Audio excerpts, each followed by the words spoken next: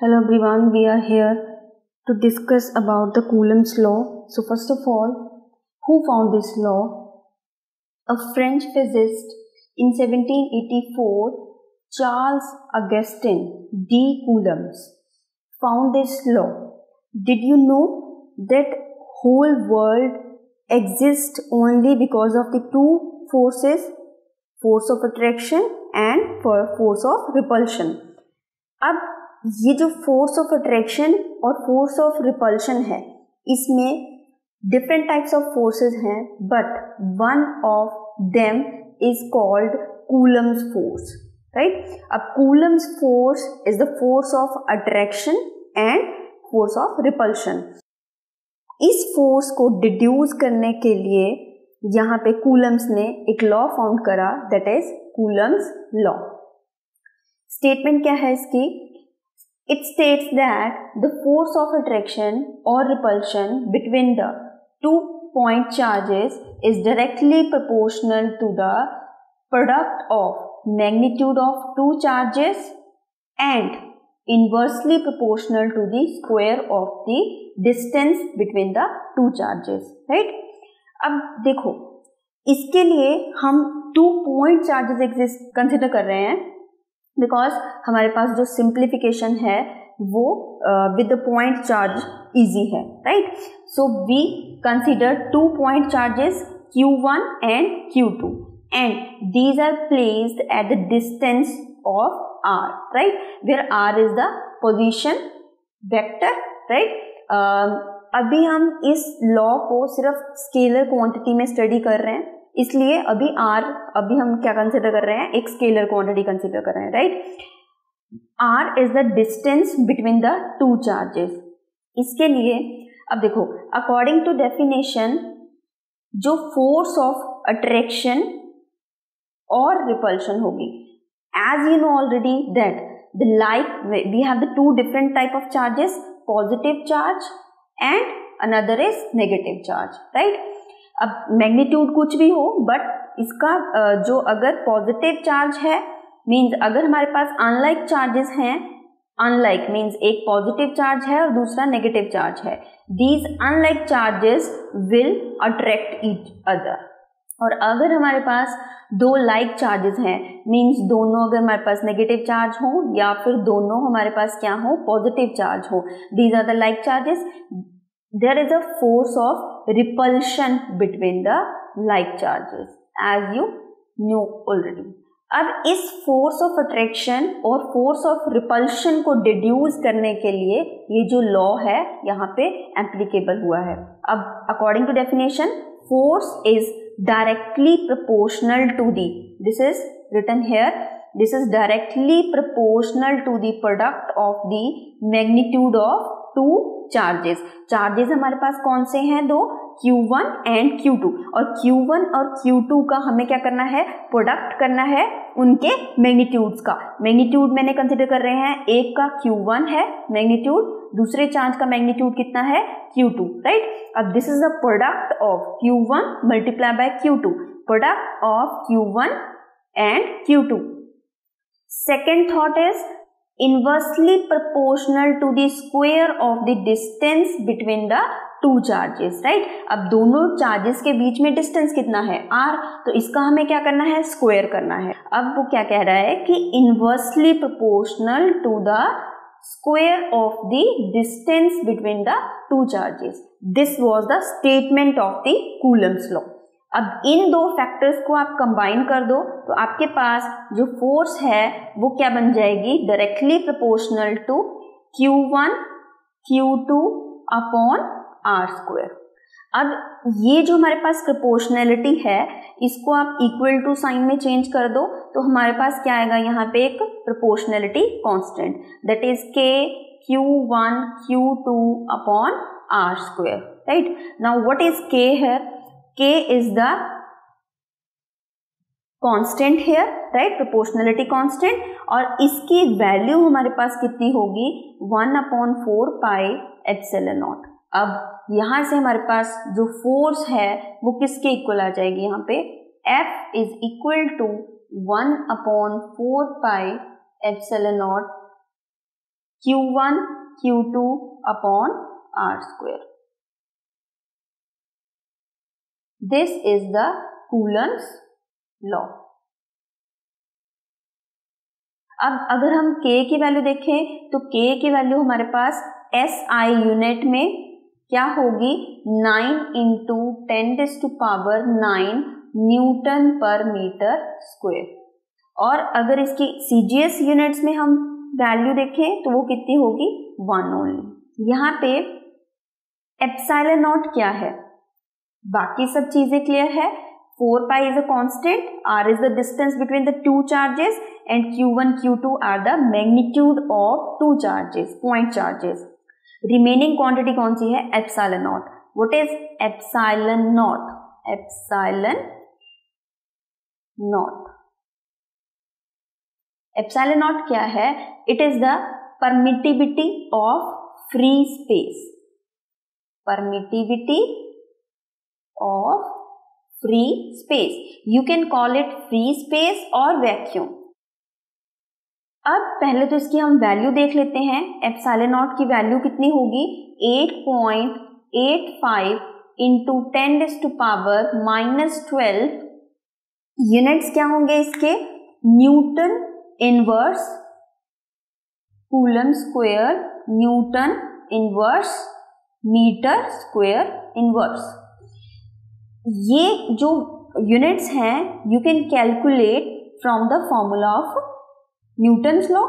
अब अगर हम यहाँ पे फ्रॉम फॉर्मूला से अगर इसको डिड्यूस करें तो क्या बनेगा, देखो अगर एप्सिलॉन नॉट के यूनिट्स कैलकुलेट करने हैं तो किसके इक्वल आ जाएगा, एप्सिलॉन नॉट किसके इक्वल आ जाएगा यहाँ से 1/4 पाई f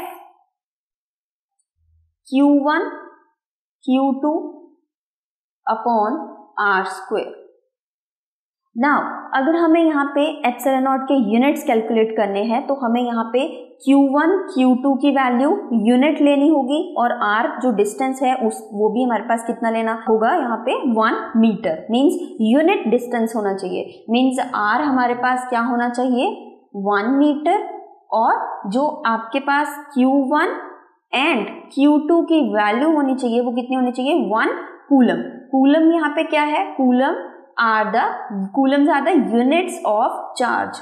ये किसके यूनिट्स हैं, चार्ज के। तो यहाँ से अगर आप इसकी यूनिट्स कैलकुलेट करो तो क्या बन जाएंगे यूनिट्स, एप्सिलॉन नॉट के यूनिट्स क्या बन जाएंगे 4 pi is a constant here. अब यहाँ पे देखो Q1 Q2 के coulomb square, right, and upon metre square, and the force have units Newton, as you know already. So therefore the units of epsilon naught is equal to coulomb square per Newton per meter square. Now we can discuss the next quantity, free space. Now what is free space? Epsilon naught was permittivity of free space, right. अब हमें यहाँ पे free space का जो discussion है वो necessary है। Free space is the region where no matter is present, means एक तरह का ये वैक्यूम होता है जहां पे कोई भी मैटर प्रेजेंट नहीं है, कोई भी पार्टिकल प्रेजेंट नहीं है। That region is called free space. कोई भी एनर्जेटिक पार्टिकल नहीं होगा, कोई भी एक ऐसा पार्टिकल जो एनर्जी कैरी कर पाए, कोई भी मैटर के पार्टिकल्स वहां पे प्रेजेंट नहीं होंगे। That is called free space. You can call free space as vacuum, perfect vacuum, right. But कोई भी परफेक्ट वैक्यूम जो है रियली एग्जिस्ट नहीं करता। मीन्स हम वहां पे जो नंबर ऑफ पार्टिकल्स हैं उसको क्या मान सकते हैं, निग्लिजिबल मान सकते हैं। निग्लिजिबल अमाउंट में वहां पे पार्टिकल्स जो होते हैं वो प्रेजेंट होते हैं। मीन्स इस यूनिवर्स में कोई भी चीज, जैसे कोई भी एक परफेक्ट चीज नहीं है, राइट। तो इसलिए हम यहाँ पे फ्री स्पेस को परफेक्ट वैक्यूम बोल सकते हैं, but really perfect vacuum exist नहीं करता। सो इसलिए एक ये आपके पास एक परफेक्ट वैक्यूम है, फ्री स्पेस, तो इसलिए हम इसको, इस मीडियम को क्या मानते हैं, एक रेफरेंस मीडियम मानते हैं कि जो परमिटिविटी है किसी भी, what is permittivity now, permittivity क्या होगी, परमिटिविटी मीन्स हम क्या पढ़ रहे हैं यहाँ पे, फोर्स ऑफ अट्रैक्शन और repulsion, there should be line of forces, force of attraction और रिपल्शन मीन्स वहां पे इलेक्ट्रोमैग्नेटिक फोर्सेस होंगी। अब वहां पे लाइंस ऑफ फोर्सेस उस मीडियम से, suppose this is a perfect vacuum, इस वैक्यूम से कितनी परमिशन मिल रही है हमें उस लाइंस ऑफ फोर्सेस को क्रॉस होने के लिए, दैट इज कॉल्ड परमिटिविटी। इसलिए हम यहाँ पे इस फ्री स्पेस को एक रेफरेंस मीडियम कंसिडर कर रहे हैं कि वो एक रेफरेंस मीडियम में से कितनी परमिशन है हमें लाइंस ऑफ फोर्सेस को क्रॉस करने के लिए। तो वो आपके पास क्या होगा, किससे डिनोट किया है उसको, एप्सिलॉन नॉट से। अगर हमें किसी मीडियम की परमिटिविटी निकालनी है, मींस कोई ग्लास है या वाटर है, तो उसके लिए हम सिंबल यूज करते हैं epsilon R. Epsilon R, R means कोई एक अनदर मीडियम होगा, एप्सिलॉन नॉट मींस ये एक रेफरेंस मीडियम है, राइट। और बट एक आर जो है वो एक अनदर मटेरियल के लिए यूज होता है, जो कि इन दोनों वैल्यू, जैसे हम अगर एप्सिलॉन नॉट और एप्सिलॉन आर की रेशो जो है ये उस मीडियम की कंडक्टिविटी को यहाँ से डिड्यूस कर सकता है, जब हम दोनों की रेशो को क्या करेंगे, यहाँ पे कंपेयर करेंगे। Now next topic is Coulomb's law in vector addition. अब आपको पता है कि जो फोर्स है वो एक वेक्टर क्वांटिटी है। फोर्स का फॉर्मूला क्या था, अब कूलम्स लॉ का फॉर्मूला क्या था, 1/4 pi epsilon naught Q1 Q2 upon R square. अब अगर हमारे पास डिस्टेंस जो है वो एक वेक्टर क्वांटिटी है यहाँ पे, तो फोर्स भी हमारे पास क्या होगा, एक वेक्टर क्वांटिटी होगा। अब यहाँ से अगर मैं कंसिडर कर रही हूँ दो चार्जेस हैं हमारे पास, Q1 and Q2, right. Q1 and Q2, इसका जो पोजीशन वेक्टर है that is R21 and R12 होगा, और जो उनका रिजल्टेंट वेक्टर होगा that is equal to R2 minus R1। अब R12 जो पोजीशन वेक्टर है that is from Q1 to Q2 and R21 जो होगा वो होगा हमारे पास Q2 टू Q1, राइट।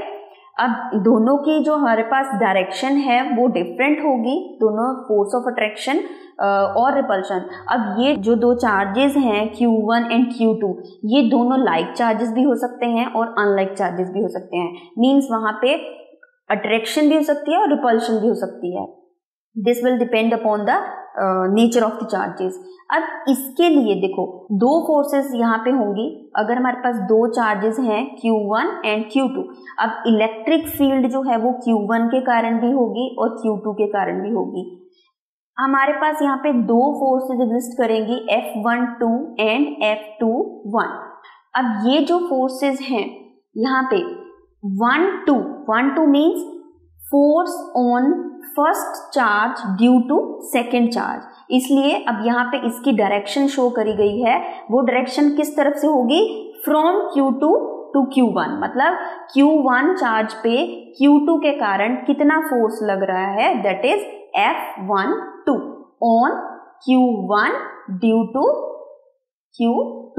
और जो F21 फोर्स है इसकी डायरेक्शन इससे ऑपोजिट होगी और इसका जो डायरेक्शन है ऑपोजिट है, और ये किसके कारण होगी, on Q2 due to Q1 charge.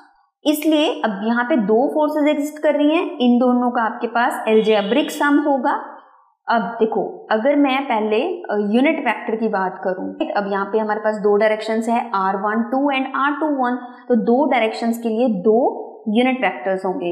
As you know already that unit vector is equal to vector upon its magnitude, right? This is the unit vector formula. unit vector का formula क्या होता है, vector upon its magnitude। तो यहाँ पे मैंने unit vector दोनों calculate करे हैं, R21 cap is equal to R21 vector upon its magnitude, same here। अब यहाँ पे Coulomb's law in vector form क्या होगा। सबसे पहले अगर मैं F12 की बात करूं तो F12 फोर्स जो है वो किसके अलोंग, जो इसकी डायरेक्शन होगी वो किसके अलोंग होगी, R12 के अलोंग, राइट। अब देखो according to Coulomb's law this should be equal to 1/4 pi epsilon naught Q1 Q2 upon, अब इसमें R जो होगा वो वेक्टर फॉर्म में होगा, इसलिए अब ये कौन से किसके अलोंग होगा, R12 का स्क्वायर। यहाँ पे हमें यूनिट मतलब उसका मैग्नीट्यूड कंसिडर करना है और हमें साथ में यहाँ पे उसकी डायरेक्शन शो करनी है। जो वेक्टर की डायरेक्शंस होती हैं वो उसके कैप से शो करी जाती है, means R21 cap unit vector होते हैं। नाउ सेम F21 जो होगा वो किसके अलोंग होगा, R21 के along, 1/4 pi epsilon naught Q1 Q2 upon R21 square. This is the magnitude of the R21 and direction is shown by R12, right? And this is equal to R21 cap. अब Newton's law, Newton's third law क्या कहता है कि F21 is equal to minus of F12, these two forces. Newton's third law क्या कहता है कि action have always opposite reaction, इसलिए ये दो फोर्सेस जो हैं वो इक्वल होनी चाहिए, but this should B opposite, means यहाँ पे डायरेक्शन जो है फोर्स की वो डिपेंड करेगी नेचर ऑफ द चार्जेस पे। अगर वो फोर्स ऑफ अट्रैक्शन होगी तो यहाँ पे ये दोनों जो फोर्सेस हैं वो क्या होंगी, ऑपोजिट डायरेक्शन, तो यहाँ पे साइन आपको शो कर रहा है। और अगर यहाँ पे दोनों लाइक चार्जेस होंगे मीन्स वहाँ पे फोर्स ऑफ रिपल्शन होगी, तब भी यहाँ पे जो उनका अलजेब्रिक सम जो होता है वो दोनों फोर्सेस का क्या होगा, यहाँ पे 0 होगा अगर ये दोनों फोर्सेस क्या होंगी, equal and opposite. Now in the last what is the limitation of the Coulomb's law. Coulomb's law जो है सिर्फ किस पे एप्लीकेबल होता है, पॉइंट चार्जेस पे। मतलब अगर हमें कोई ऐसा कोई चार्ज हो हमारे पास जो कि प्लैनेट्स के साइज का हो, राइट, तो हमारे पास कूलम्स लॉ वहां पे एप्लीकेबल नहीं होता। So this was the limitation of the Coulomb's law. So thank you so much.